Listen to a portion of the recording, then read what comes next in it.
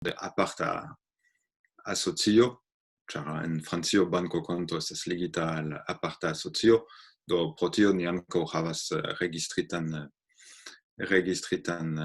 estraron, kiu konsistas el Véronique Girard, kiu ne ĉeestas, el mi mem, kaj do momente el Flora Markov, kiu zorgis pri la financoj, sed do estis Sergio, kiu ĉeestas nun, kaj proponis sin por anstataŭi, sed fakte li konstatis lastatempe, kaj eble povos mem diri ion pri tio, ke li ne vere estas kapabla nun trakti tiujn aferojn financaj.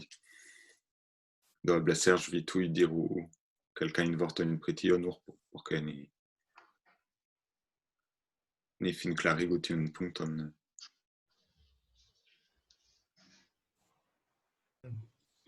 Do saluton al ĉiuj, sed do mi ne povas tro principe pri menso stato, kaj do ni bezonas klarigi multe pri mia stato, kaj fizike mi ne plu povas. Jen ĉio, tio sufiĉas, ĉu?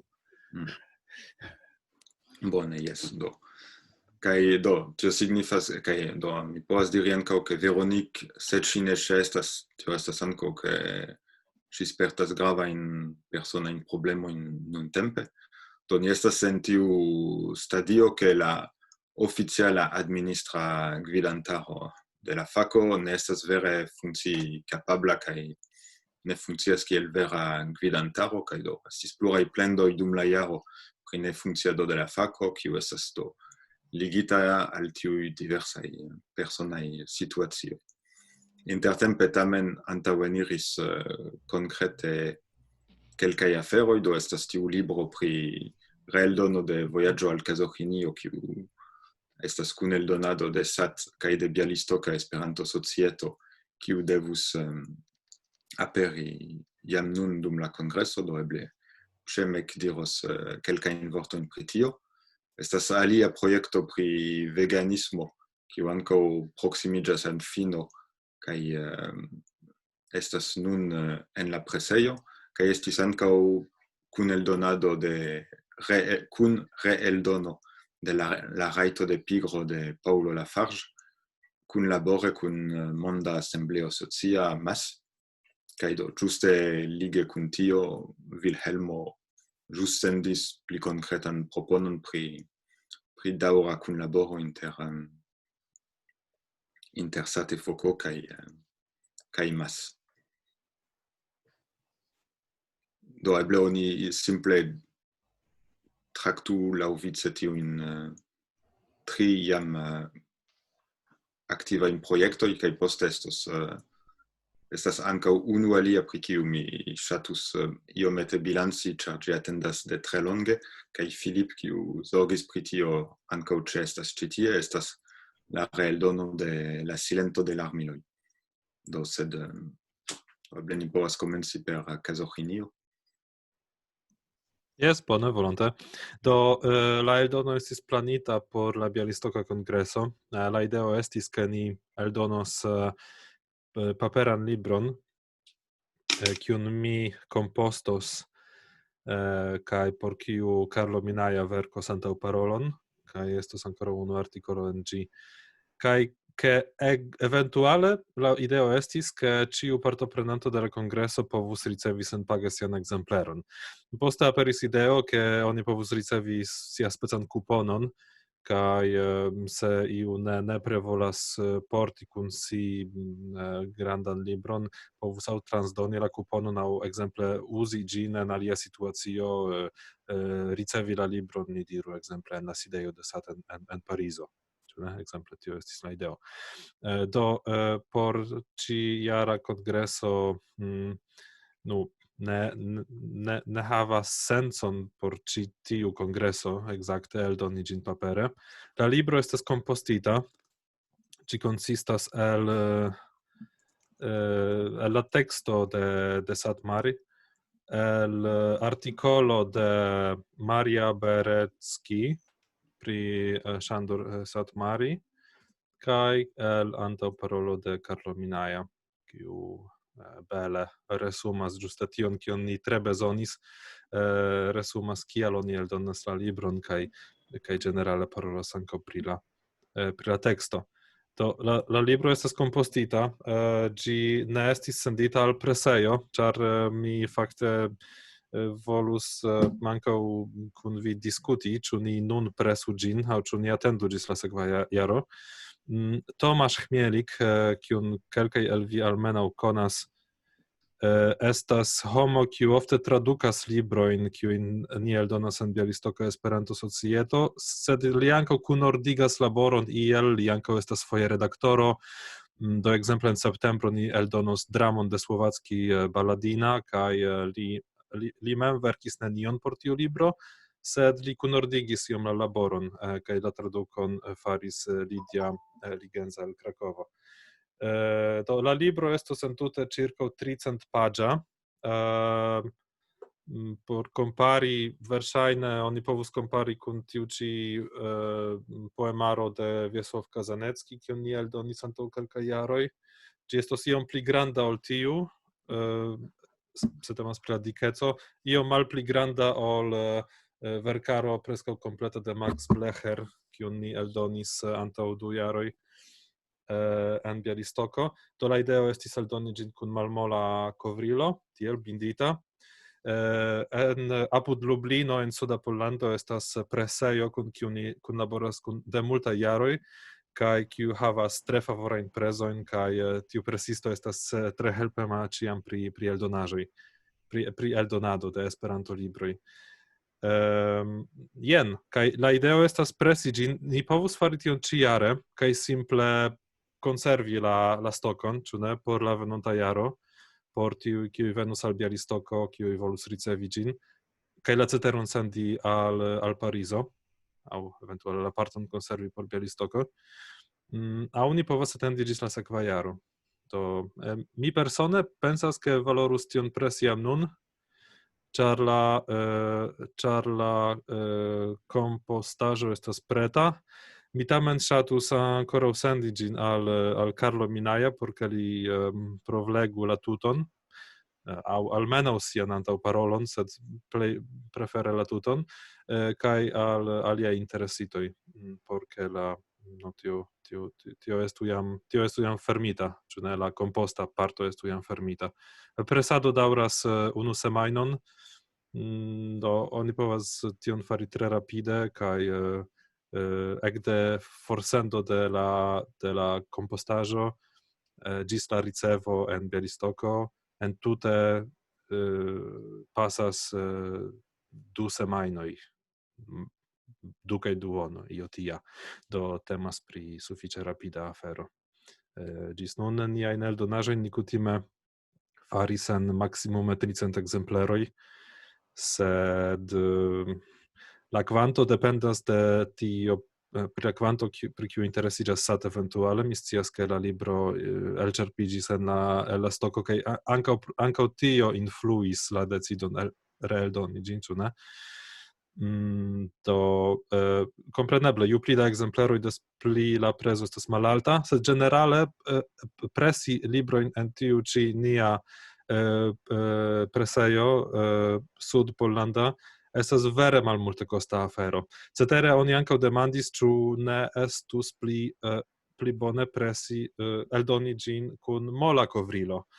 Sed evidentiĝas, ke mola kovrilo, la libro estas eble malpli bela tiam, estas pli malpeza, sed malpli bela, sed la diferenco en la prezo estas malpli ol 1 euro, estas 50 centoj aŭ io tia.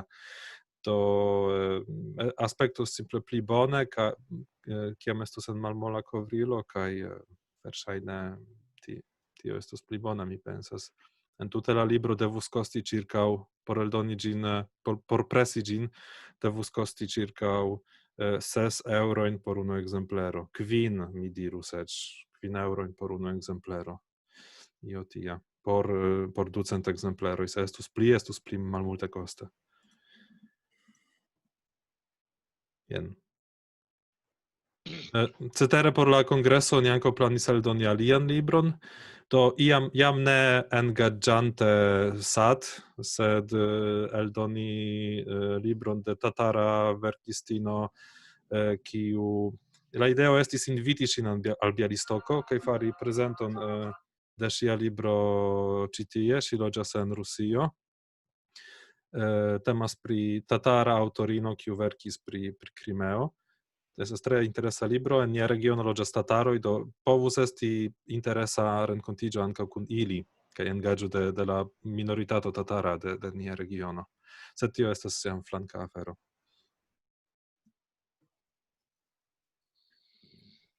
Bone, dankon. Demando? Ĉemek. Ĉu mi rajtas fari demandon? Yes? Jes, bonvolu. Do vi parolas pri libro, kiun se vi redonas ĝin al mi, por ke mi relegu ĝin, mi volonte faras, sed mi volas scii, ĉu la kompostado estas, kiel diri, konsiderata definitiva, ĉu la bindita aŭ ne bindita, sed ĉu la kovrilo estas jam preparita kaj aprobita. Concerne la, ni diru, distribuon, estas uno problemo generale, kiun ĉi tie mi levas momenton, mancas recenzoj. Se oni ne sendas la verkon al revuoj, recenzoj ne aperas. Nun estas pli facile, ĉar oni povas sendi ankaŭ nur la elektronikan dosieron, do ne estas la ĝeno de la sendo de iu materia libro.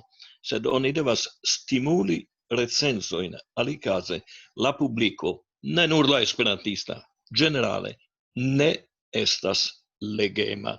Ĝi preferas pli multe esti informata pere de la televido, pere de bildoj, pere de blogoj, sed ĝi ne estas legema.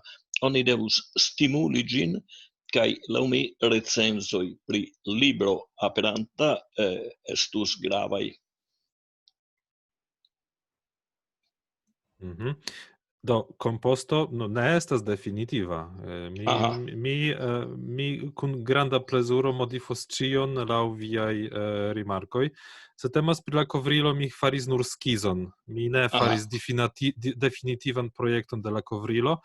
Sed jes, post la kongreso mi planas jam fini tion, ĉar mi havas ankoraŭ multajn projektojn, kiujn mi komencis antaŭ 2 semajnoj, sed pro la SAT-kongreso kaj ses mi devis ilin flankenlasi. Do jes, mi promesas, ke ĝis maksimume 1 semajno mi sendos la kompostaĵon kaj projekton aŭ ideon pri la kovrilo, kaj mi kompreneble akceptas ajnajn ŝanĝojn de ĉio, kion oni diros. Se la celo estas eldoni ĝin por la venonta jaro, do tio signifas, ke ni havas iom pli da tempo ol laŭ la unua plano, ĉu ne? Sed eventuale iam ajn en la jaro ni ankaŭ povas presi ĝin kaj simple konservi en Bjalistoko. Do eblas tiel. Sed jes, mi ne faros propra vole ĉion, kion mi opinias ĝusta, mi ja sendos tion por la konsulto, kompreneble, jes.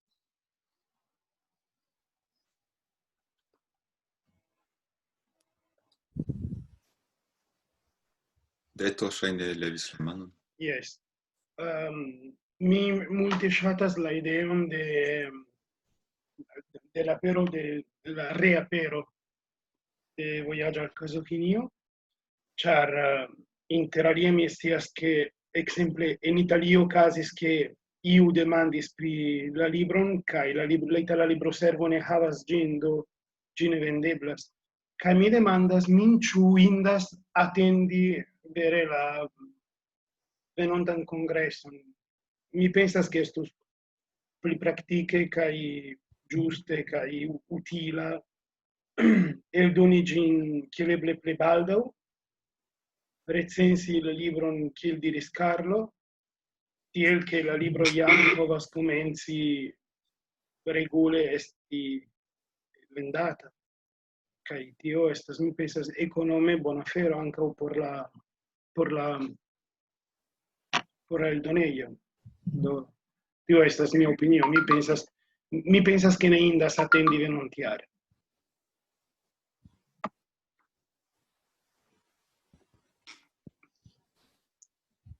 Do mi vidis che Dieter levas la manon, sed mi ankaŭ konstatas che la tempo rapide fluas, kaj se ni volas vere trakti sinsekve ĉiujn iam okazintaj aferoj kaj diskutendaj projektoj, ni devas iom pli rapidigi. Do mi petos prefere tuj la diversajn raportojn kaj demandojn surtabligotaj, kaj poste mi havu diskuttempon pri la diversaj temoj, ĉar se ne mi timas ke kelkaj aferoj ne estos surtabligitaj. Do Vito, ĉu vi povas... Lutermano levis manon. Yes, mi scias kaj li estas envicigita en la diskutotaj aferoj. Simple Vito, ĉu vi povas diri rapide kelkajn vortojn pri la libro pri veganismo, por informi ĉiujn? Yes, do post longa maturado, ni diru ĝi estas nun fin preta por la presejo, kaj do ŝtonĉo mi ne scias ĉu li jam sendis ĝin, sed ni interkonsentis hieraŭ, ke se ne venas pliaj reagoj kaj ne venis dum la tago, ĝi estas preta por sendi al la presisto. Do jen. Ĝi estos havebla normale post unu monato maximum, se ni kalkulas ke la presisto havas amason da laboron kaj ne povas tuj prizorgi la presadon kaj sendadon.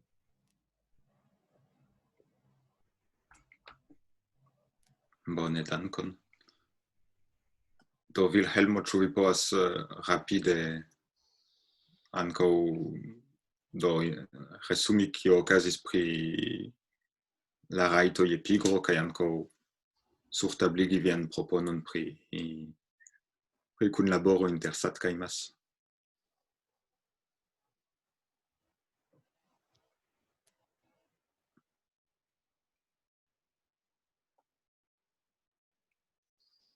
Oni ne aŭdas. Nun jes. Ĉu vi aŭdas min nun? Yes. Yes, bone. Do, mi ne komprenas pri kiu rajto vi parolas? Rajto je pigro. Rajto? La rajto je pigro de Paulo Lafargo. Bone, mi ne komprenis. Mi havas aŭdproblemo ĉi tie. Sed bone, mi supozas ke vi ĉiuj legis aŭ la proponon, kiun mi skribe faris, kaj kiun Vinko ankaŭ dissendis al la anoj de la kooperativo. Mi ŝatus nur aldoni tion, kiun mi ricevis. Mi ricevis peton, ke mi diru ĉi tie, ke MAS kaj MAS eldonoj estas du al diversaj aferoj. Kaj do ĉi tie temas ne pri MAS entute, sed pri MAS eldonoj. Kaj krome mi ŝatus diri, ke mi jam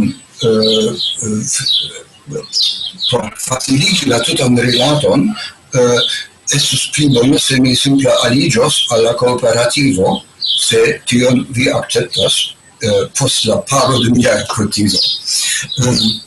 Kaj do entute ĝis nun ni eldonis pli ol 250 titolojn, kaj nia propono ne tuŝas ĉiujn eldonojn de MAS aŭ de SAT, sed nur tiujn, kiujn SAT ne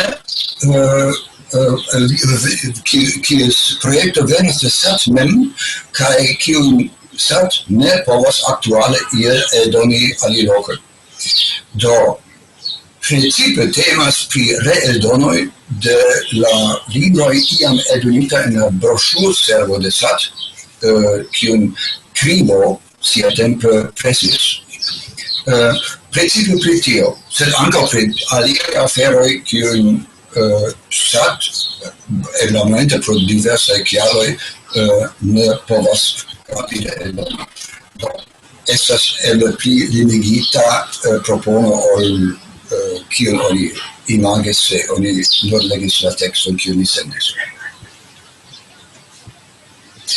Ja, kaj kiel dirite, estas pli la rilato inter la kooperativo kaj maseldonoj estus pli facila se mi simple aliĝos al tiu kooperativo, se vi konsentas. Compreneble.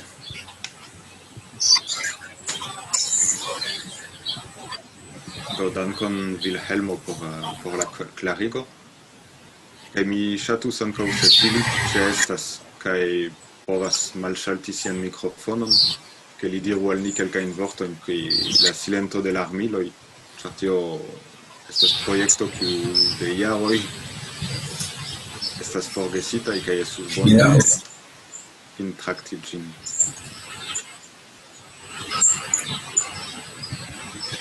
Filip, ĉu vi aŭdas min? Mi ne aŭdis, mi ne aŭdis kion vi proponis. No, mi diris... Ĉu vi demandis ion al mi? Ne al vi persone, Vilhelmo, mi alparolis iun alian.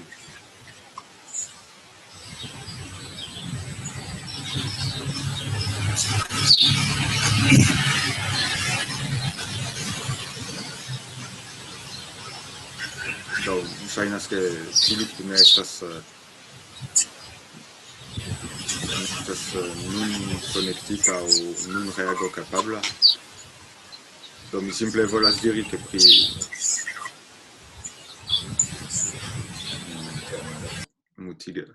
mi mutigis Vilhelmon.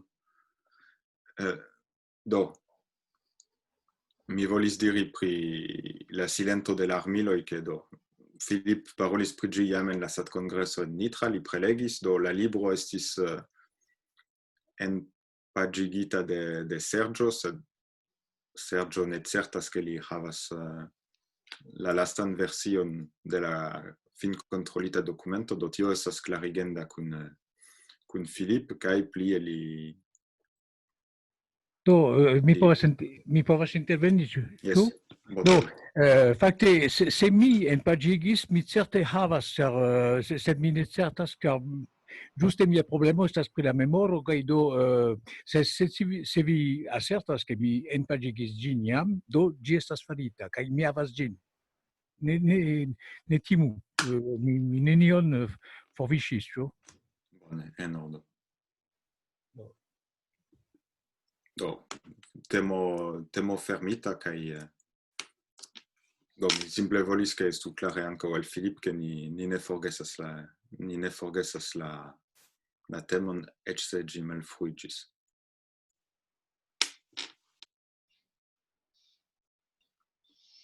Do, mi pardonpetas, ke mi iom abrupte gvidis la surtabligon de la diversaj temoj, sed nun eblas kompreneble plu diskuti pri ĉio, krom se mi ion forgesis, tiam bonvolu informi en la teksta kanalo. Mi havas la impreson ke Vilhelmo ne komprenis kio okazas, do mi provos private klarigi kun li, sed bonvolu daŭrigi la debaton pri la aliaj temoj.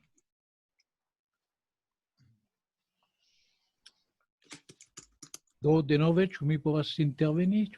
Yes, bonvolu. Do, pri la argumento che oni povas peti recenzon nur per la computi la texto, mi tute ne opinias che tie estas bona ideo, mi mem spertis che nepre oni sendu kio estas reale eldonita, ĉar gravas vere l'aspekto. Kaj en la recenzo generale oni multe parolas pri l'aspekto, multe pli ol la enavo generale povas esti domaĝe, sed estas la realo. La aspekto vere gravas, do dependas de kiel ĝi estos efektive eldonita, la recenzo povas esti tute alia. Do mi opinias ke vere estas necese ke oni sendu la objekton, kaj ne nur la tekston.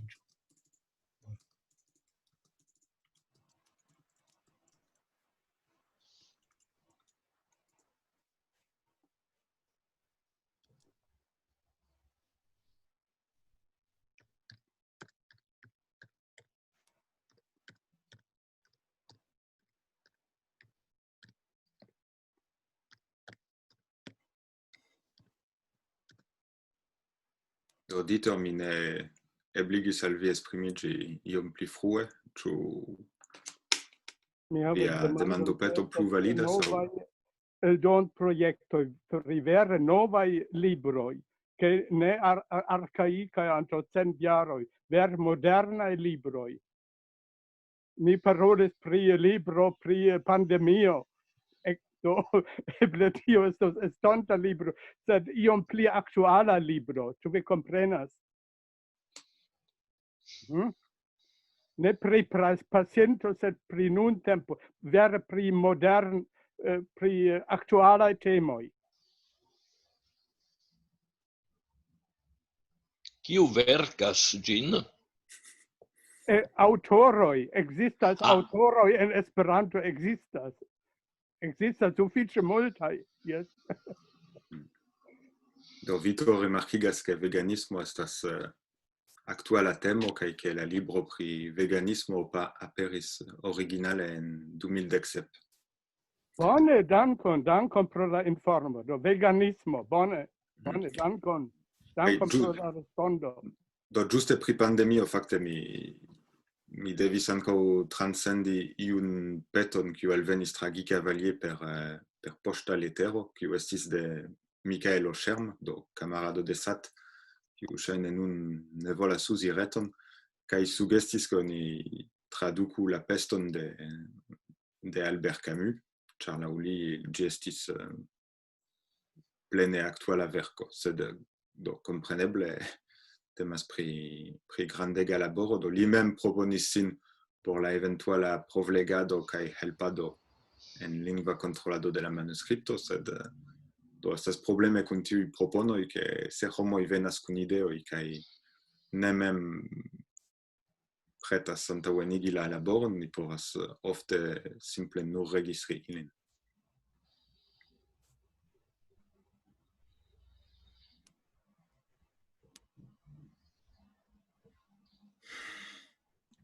No, flanka ideo ankaŭ, do bone, mi ĵetus la ideon same kiel pri Camus.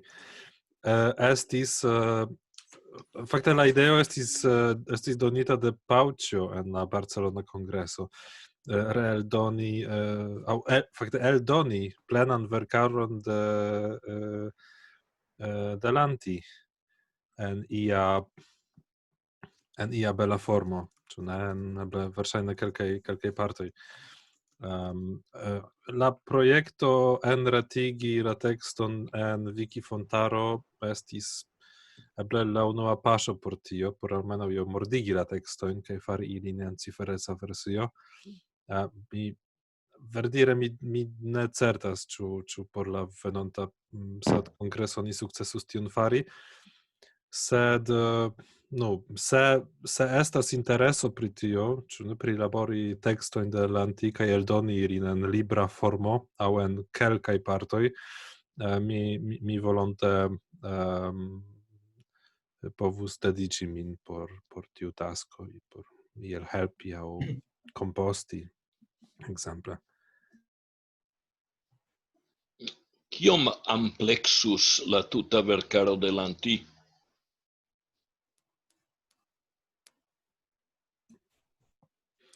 Do se temas pri originalaj tekstoj, leteroj, estas eble 500 paĝa plus tradukoj, ĉu ne? Kiel Candid ekzemple. Do estas plus ankoraŭ tiom, mi pensas. Mi ne certas fakte kiom da tradukoj faris Lanti, mi ne memoras. Mi povas aldoni, ke fakte ne ĉiuj verkoj de Lanti jam estas publikigitaj, kaj ekzemple do Marcelo informis al kelkaj el ni, ke li zorgis pri forsavo de la arkivo el la SAT-broŝurservo antaŭ nelonge, kaj ene de tio ni trovis, ĉar li kunportis tiun precizan pakon al mia hejmo, klasilon kun jam tajpitaj leteroj de Lanti, kiu principe verŝajne devis esti labormaterialo por la libro de Borsbom, aŭ eble povus esti eldonita de la broŝurservo, sed ne estis, sed do estas iuj leteroj do mi ne parkeras la veron delante kompreneble, sed unuavide ŝajnas ke estas tie tajpitaj leteroj ne jam eldonitaj, do ankaŭ aferoj kiuj povus esti enmetotaj en venontaj libroprojektoj. Kaj pro tio ke estas tajpite, la skanado estos relative facila. No, se temas pri la tri voluma serio el verkoj de Lanti, tio estas 160 paĝoj plus 130 plus 120. Kaj jes, kaj tie troviĝas tekstoj, kompreneble, kiujn li verkis sub pseŭdonimo. Do jes, ankaŭ tiuj, mi pensas. Sed se vi diras, ke estas pluraj tekstoj neniam eldonitaj, eble tia eldonaĵo estus eĉ pli interesa. Kaj Dieter efektive mencias ankaŭ ke estas kelkaj leteroj de Lanti al Priva kiu estis eldonita en aparta kajereto, sed ne de sed broŝurservo. Sed do oni ne devas forgesi ilin. Estis eldono de Kotsue en 1973. Do estas vere mallonga broŝuro, sed do ni devas ankaŭ alkalkuli ĝin. Kaj do pri alia temo, fakte ni ne parolis pri tio jam, sed Pedro iam proponis ke oni prilaboru la verkon Hispana Somero, do estas verko de iu norvegano pri la Hispana Milito, kaj do Pedro ĉeestas, do li povas mem klarigi kiel statas la afero.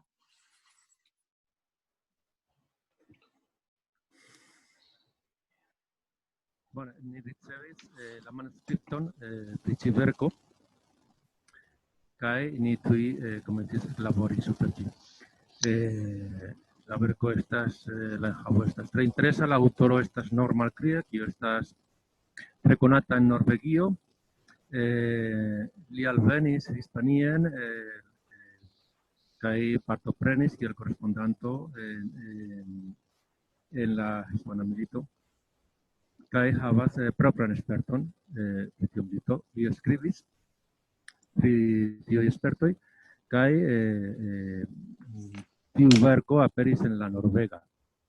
Ĉar jam pasis 70 jarojn de la morto de Norman Krie. Li mortis dum li bombardis germanan urbon. La libro jam estas libera de copyrightoj. Do jam aperis version en la hispana kaj ankaŭ esperantisto decidis traduki ĝin. La traduko jam estas finfarita. Fakte ne estas malbona traduko, tute ne.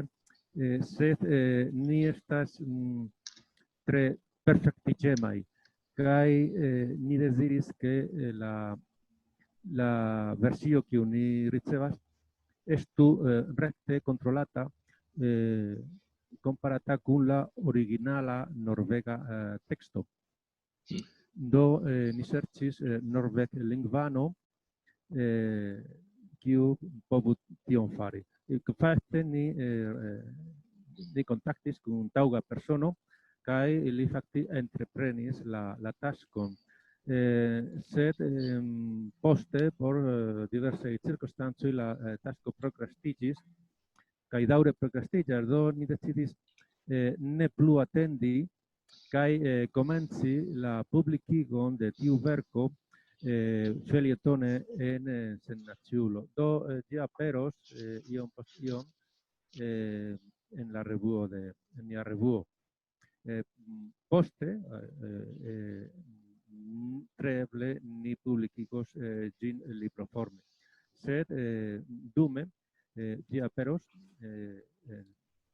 kiel dirite felietone kaj estos revisiata de la equipo de revisiantoj de Sennaciulo. Jam en la venonta numero aperos la unua ĉapitro de la verko.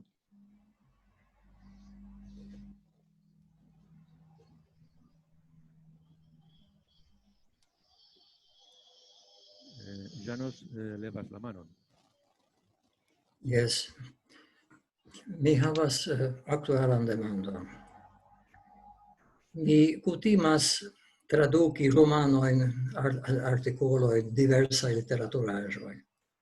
Kelkaj el tiu tradukaĵoj jam ankaŭ aperis kaj estis venditaj kaj vendataj. Sed aktuale mi havas tradukaĵon de hungara verkisto, kiu temas pri okazaĵoj post la kontraŭrevolucio en Hungario en 1936, kaj kiu rivelas la subminajn agadojn de okcidentaj spion-agentoj kontraŭ la Poporespubliko. Tiu tradukaĵo estas preta kaj atendas eldonado. Li ne scias kion povas mi fari al tio. Ĉu mi eldonigos ĝin per propra poŝo aŭ iu eldonejo entreprenos ĝin eldonadon aŭ ne? Tiu ĉi estas mia konkreta demando. La alia koncernas ceternajn estontajn tradukaĵojn, ĉar mia plej granda pasio estas traduki verkojn el la hungara kaj el aliaj lingvoj. Do, kion povus vi konsili al mi kaj eventuale helpi al mi en tiu rileto?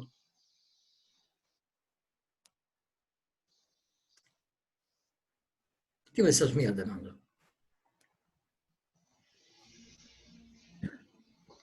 Temas pri artikoloj, vi povas sendi ilin al sendaciulo, kompreneble.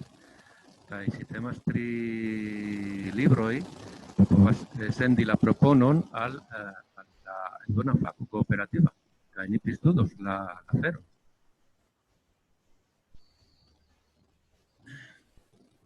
La tekniko estas tre malbona. Mi ne atendas la voĉon.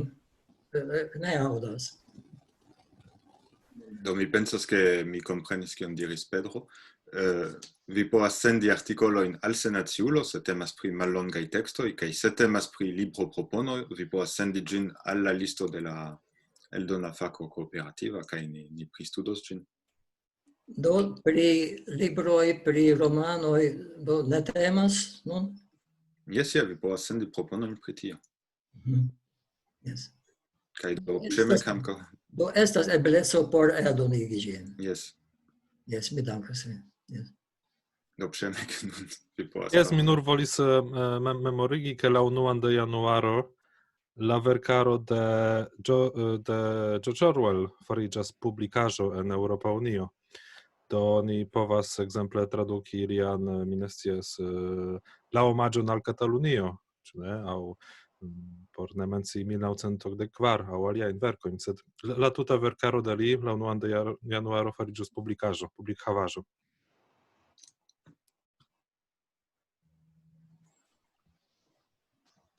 Do ĉar vi parolas pri Orwell, mi informu pri la sama temo, kaj estas iu anglalingva esploristo en Aŭstralio, Darcy Moore, kiu lastatempe esploras ĝuste pri Orwell kaj pri la influo de Lanti al lia verkaro, kaj do li jam fakte verkis artikolon kiu povus esti tradukita por Senacieca Revuo, kaj li ankaŭ preparas libron pri tiu ĉi sama temo. Sed li ne scipovas Esperanto, do ni devas rilati kun li en la angla.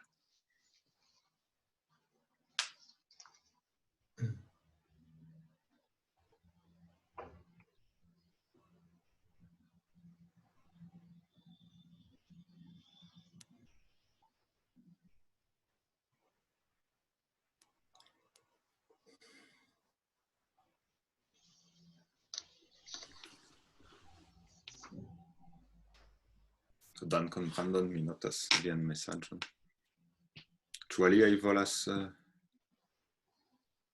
interveni pri unu el la tuŝitaj temoj.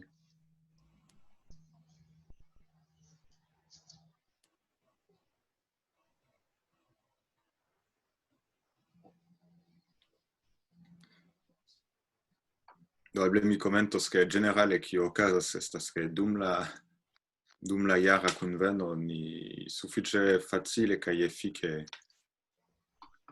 kapablas listigi proponojn kaj konstati en kia stato ili estas, sed ofte poste estas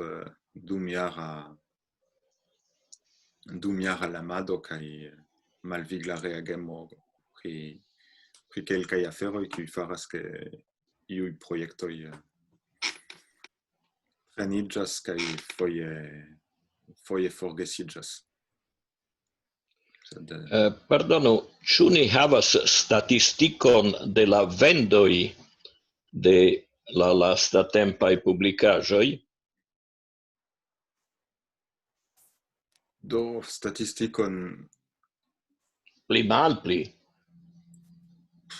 Fakte, do ĝuste tio estas parto de la problemo. Ni klarigis en antaŭa kunveno ke Satamikaro fakte zorgas pri la disvendado de ĉiuj libroj eldonitaj de Satefoko. Tio estas ke ĝenerale Efoko produktas la librojn, pagas la fakturon al la presisto kaj poste vendas ĝian tutan stokon al Satamikaro. Kaj do pro tio ĝi ankaŭ ne havas rekte aliron al statistikoj pri la vendado. Kaj konkrete Véronique Girard zorgis pri la libroservo ĝis antaŭ 1 jaro, do ŝi havis la plej bonan superrigardon pri tiuj vendoj, sed momente ŝi ne ĉeestas kaj do mi ne kapablas doni al vi pli precizajn informojn.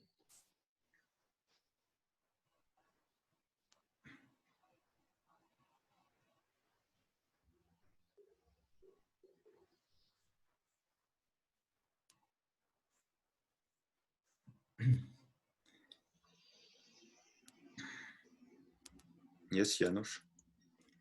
Mia demando estas ĉu MAS kaj via kooperativo la rilato inter la du organizaĵoj estas tre strikta aŭ nur surfaca. Kaj mi devas diri ke ĝis nun mi sendis kelkajn tradukaĵojn al MAS, kiun organizis kaj aranĝis Lutermano, kaj mi dankas lin pro la kunlaboro kaj helpo. Sed al kiu mi sendu do tiun menciitan tradukaĵon, ĉu al vi aŭ puntuale al Lutermano? Kiu povas ĝin peri al la eldonejo de MAS? Do al kiu mi sendu tion tradukaĵon? Do, se temas pri la eldonejo de MAS, aferoj internaj al MAS, tio estas ekster la temo de tiu kunsido, kaj Vilhelmo certe plej bone povas informi vin al kiu vin turni. Kaj se temas pri proponoj al eldona fako kooperativa, se vi estas membro, la plej rekta kaj efika maniero estas mem peti membriĝon en la listo, kaj tie sendi konkrete vian manuskripton kaj partopreni la decidojn pri ĝia traktado.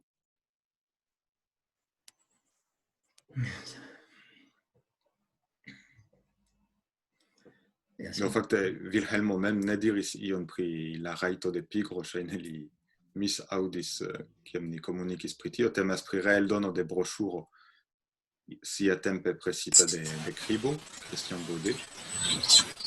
Mi vidas ke Vilhelmo volas paroli, ĉu?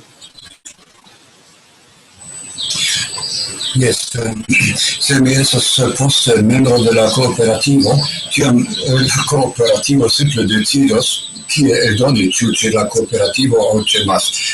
Tio ne estas problemo. Kaj pri la rajtoj, la eldonrajtoj, de la livro iam eldonita ce la broŝur servo de SAT, kompreneble la rajto restos ĉe SAT, ĉe la broŝur servo de SAT.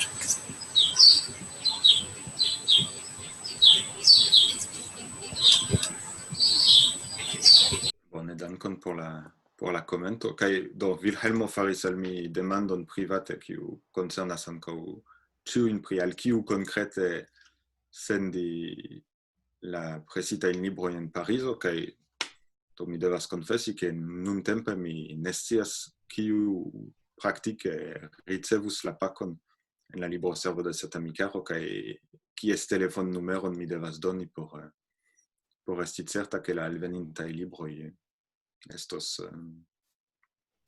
traktitaj. Estas tiu adreso libroservo ĉe Satamikaro kiu daŭre funkcias kaj normale estas legata, sed konkrete kiuj en Parizo nun pakas la librojn kaj dissendas ilin, mi ne scias precize. Mi pensas ke estas pluraj personoj, ili fakte eĉ ne estas membroj de SAT, kaj unu el ili eĉ rifuzas uzi la reton, do tio estas iomete komplika. Tamen normale estas iu interkonsento kun la apuda frizisto, kiu certigas ke se iu pako alvenas por Satamikaro dum ne estas deĵoranto, la pako ne reiras al la sendinto, ĝi estas tamen akceptata kaj poste enmetata en la sidejo kiam deĵorantoj venas.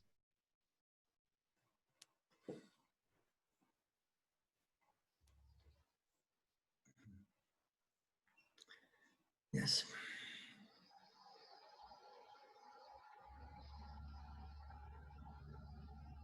Pedro levis la manon intertempe, ĉu ne?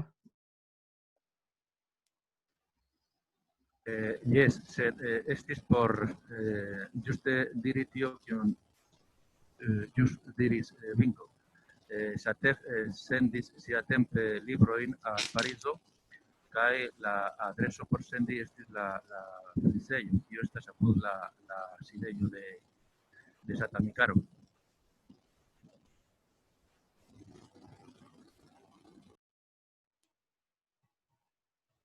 Do vi sendis rekte al la sidejo aŭ al la frizisto finfine?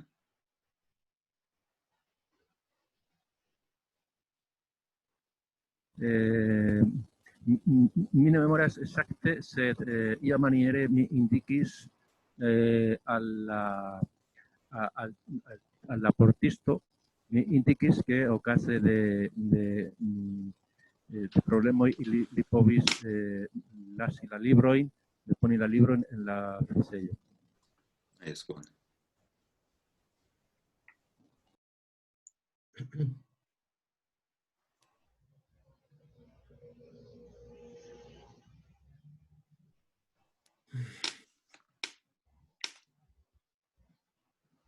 Do ŝajnas ke ni proksimiĝas al la fino de la tempo, kaj do estis iom drasta transiro de unu kunveno al la alia ĵus antaŭe.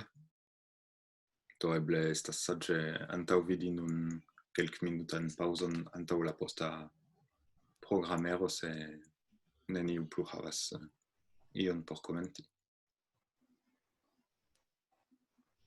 Do dankon al ĉiuj por la partopreno.